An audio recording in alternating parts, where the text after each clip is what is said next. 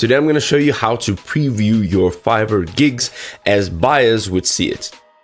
Alright, so what we're going to do from here is go up to My Business, look for gigs, open up gigs, and here you will see you'll have a bunch of different gigs. They have different statuses. Right now mine is in draft. Come over here to the right, click on the little drop down arrow. You're going to click on edit. It'll open up a new window, and here on the top right you can click on save and preview, and this will save your gig, but it'll also show you a preview of what it looks like. So when somebody's looking at it, a potential buyer, this is how they'll actually see it. So here we go. This is your title. This is my silly little profile picture, and here you can see that it's converted the rate to my current currency, which you can change.